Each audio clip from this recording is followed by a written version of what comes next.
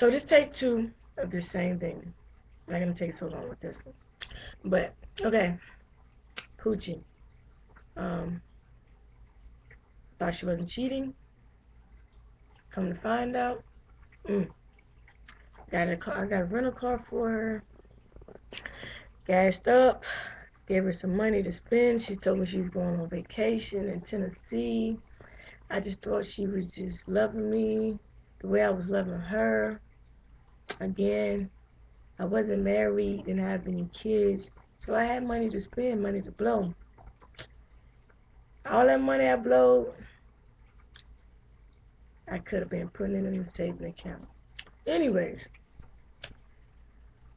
bought an engagement ring, gave her money to go to her little vacation or whatever. Come to find out, she went to her vacation. Last day there, she's on her way home. She calls me about 8 o'clock, 9 o'clock that night. And it was a Friday, if I'm not mistaken.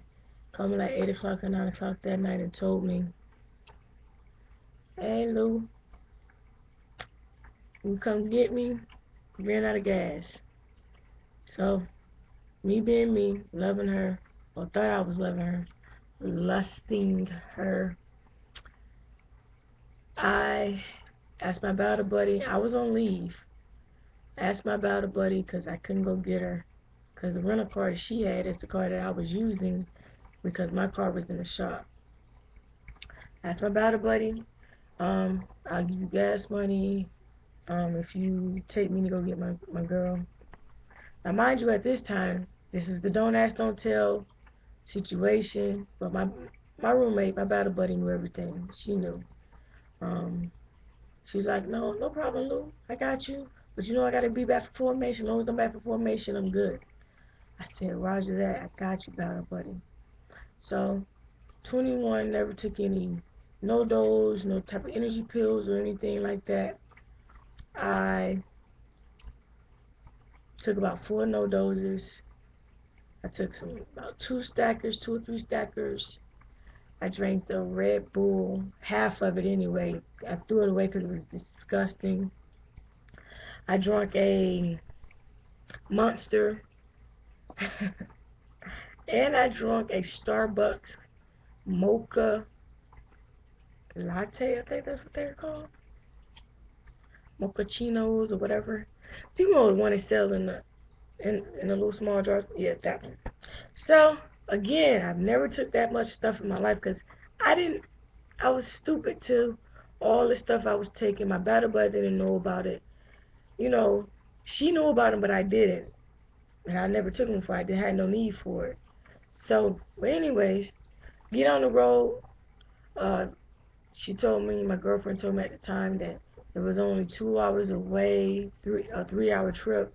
I was like, boom, we can get there, get back, no problem. We're good to go. 2-hour trip turned into a 5-hour trip. By the time I got there, I drove the whole way. My battle buddy was tired. She slept the whole way because I wanted her to be able to, you know, sleep and drive back home safe because I knew we had a ride to go back and she was going to be driving by herself. So, got to where we were going, Tennessee. And it was one of those hick towns. She ran out of gas, put my card in there, filled it up, and we got on the road. I was like, I don't understand how you ran out of gas, how you ran out of money. I gave you enough money, you know, to handle your business or whatever. And she tells me, oh, you know, I don't know, maybe I just spent too much, you know. But I'm looking, I'm like, how you spend too much? Ain't nothing in the car. What did you buy? Like, really, what did you buy? I ain't no dumb person. I put 2 and 2 together and figured out what it was, but she didn't tell me that night. But, yeah, I found out later on. So, again, I'm married. Again, I put 2 and 2 together. And again, I've just taken all this caffeine. All this caffeine is going through my body. Now, mind you, put icing on the cake, I even took more no doses because I was getting tired. So the count of no doses is up to like 6. Man, God really had his hands on me, and he still has his hands on me. I get home, lay down, me and her lay down, and I'm telling her, I'm like, yo, I'm not feeling too good. I don't feel bad, but I don't feel right. It literally felt like my heart was about to beat out my ear. That's how bad it was. So I'm laying down, and I laid down, and I couldn't go to sleep, and I know I was tired, but I couldn't go to sleep. So I tell her, I was like, I ain't feeling good, just keep an eye on me. And she's like, maybe you need to go to the hospital. I was like, I'm not going to the hospital. I don't do hospitals. So I called my NCO. NCO was like, yeah, you need to go to the hospital. Now, mind you, I got my girlfriend in my barrack, and not in my barracks, but in my living situation, my living quarters. She ain't supposed to be there. Because in this time, it's don't ask, don't tell. I'm married. I could have got chapter 15, article 15 out, or chapter 15 out, lost all my benefits and everything. Anyways, that's what I thought anyway. Call my NCO, my NCO said, you need to go to the hospital right now, Lewis. I said, I ain't going to the hospital, Sarge, I'm not going.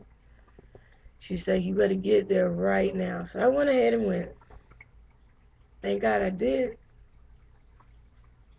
Nurse told me if I would have came in there a second later or a minute later, I could have died. Because my heart rate was so high up to the fact of where I was at I don't know, I could have died. That's all they told. That's all I can remember. Because I was like 2004. It's 2012 now. Like, I really remember what she said exactly, but I do remember she said I could have died. It was a woman nurse, and she was a praying nurse, too. Thank God for prayers. Thank God my grandmother prayed for me continuously. Thank God my mother prayed for me continuously in this time. My mother knew about me being gay. My grandmother kind of felt like I was, so she was a pastor, so she always kept me in her prayer and everything. And lo and behold, the person that's watching over me in the hospital, she prayed with me. And got through that. Well, stayed with Poochie probably about another month. Truth came out, she was cheating on me, and I left her. So that wasn't enough. It's never enough. Sin is sin. It's addictive. If someone says being a Christian is easy, they are lying. Lying. Because we are still flesh. Flesh is something strong, and the only way we can beat flesh is fill our body with the word of God. That's the only way our spirit being can have control over us the way it should. If we don't feed ourselves with the word, the flesh takes over. Okay. Got back on Yahoo. Yahoo was real popular at that time for me.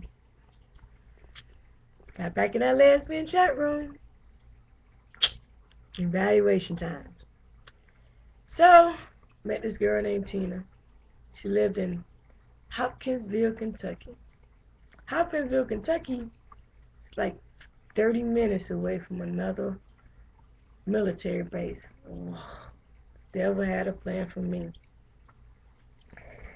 But the devil thought he had me. I got away. Anyways. Fort Campbell. It was one of those situations where Battle Buddy and Fort Campbell wanted to come to Fort Benning, and I wanted to go to Fort Campbell because I wanted to be close to the Tina. Met Tina before I went there to make sure she wasn't no serial killer or anything like that. Guy had his hands on me. He had me covered. Because who meets somebody up the chat line and go meet them? Yeah, that could have been a setup. But guess what? Guy had me covered. So I went there, met Tina. We sat in the car the whole time at the hotel. I was like, well, okay. Alright. Tina had a little money. Ain't understand why she had so much money, but she had a little money at the time. She, we got a hotel room. We did our thing. Sin. Damn, fornication. It's a mess. There's more to that story, though. Not only was Tina curious and I appeased her flesh at that time, but I also found out that Tina had a little kid. That wasn't it. Tina also had a husband.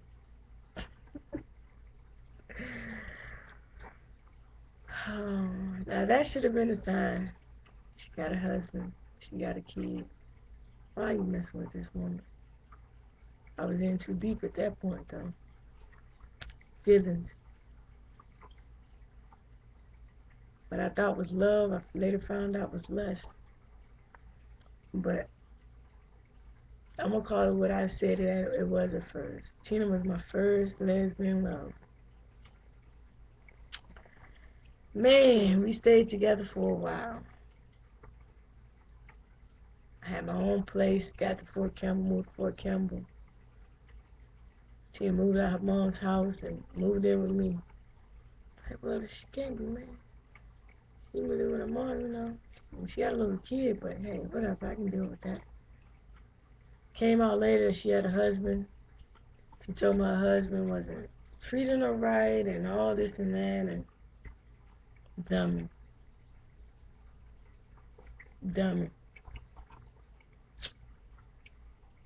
Come to find out,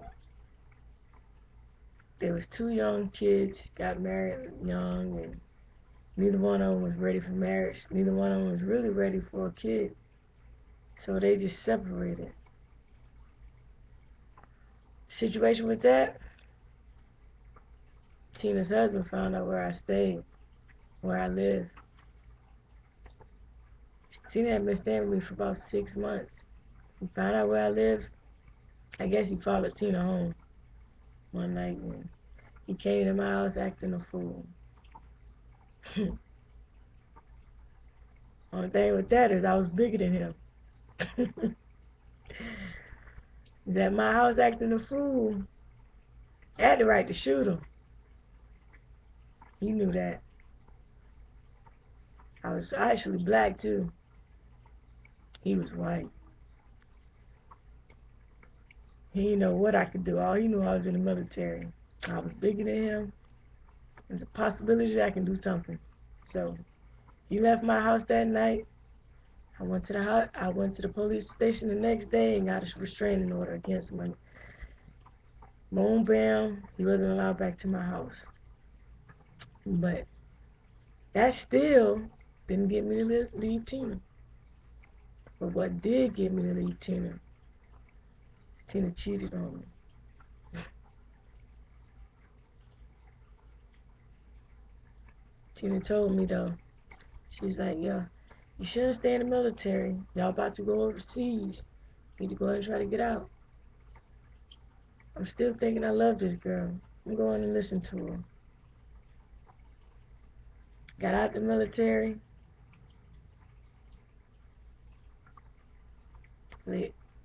Tina left me. Went to her husband, went back to her husband. I moved back to Georgia.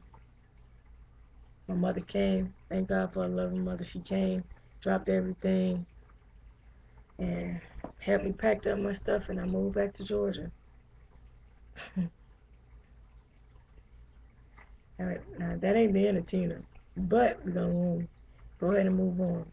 But I'm at 14:20. I only get 15 minutes, so it's going to be part 3. Part 3. Thank you for tuning in. I'll be back. Oh, part 3, I'm back in Waycross. Tina tried to get back with me. I'll let you in a minute.